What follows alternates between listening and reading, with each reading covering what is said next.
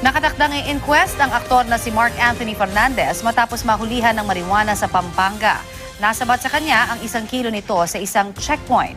Depensa naman ni Fernandez, ginagamit lang niya ang marijuana bilang pangontra daw sa sakit na cancer. Balita hati ni Victoria Tulad.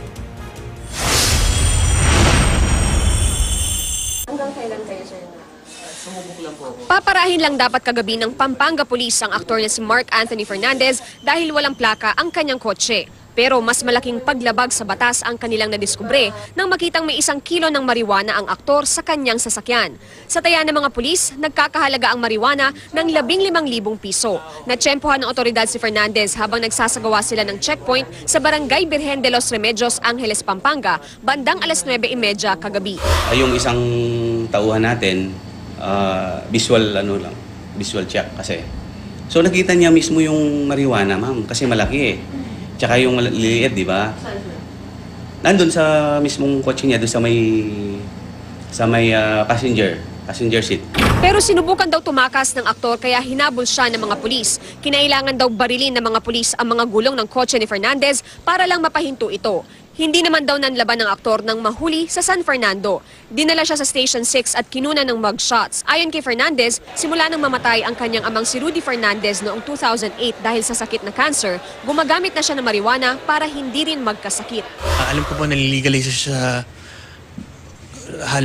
halos buong mundo na yata. Tapos ganito, medical purposes siya. So ako po, lalo na po nung lumabas yung sa mga sigarilyo may picture, kinakabahan po ako magka-cancer dahil nagka-cancer po ang tatay ko. Ginagamit po ito para pangontra cancer. Pero wala po kayong nararamdaman kahit na anong sakit naman? Meron po akong rayuma, bata pa lang po ako. Tapos nag-iosig din po ako dati.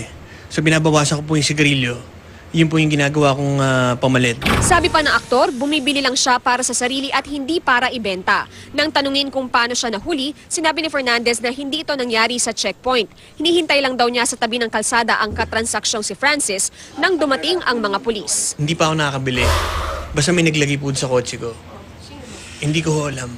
Umalis na po kayo bigla? Kaya Umalis na po ako. Oo. Akala ko po, since na marijuana lang po yun, at hindi naman po kayo nagbibenta, kumbaga, baka pakawalan ako. Pero sabi ng mga pulis, alibay lang ito ni Fernandez. Naharap ang aktor sa kasong paglabag sa Comprehensive Dangerous Drugs Act of 2002. Sakaling mapalaya, mas nanaisin na lang daw ni Fernandez na mangibang bansa.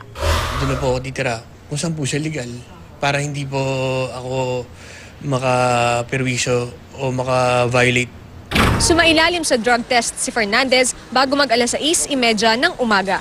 Ayon sa mga pulis, kailangan munang hintayin ang resulta ng drug test bago isailalim si Fernandez sa inquest. At dahil posibleng abutin ng ilang araw bago maglabas ng commitment order ang piskal, mananatili raw muna si Fernandez sa kulungan ng Station 6 bago ilipat sa City Jail. Mula rito sa Pampanga, Victoria Tulad, GMA News.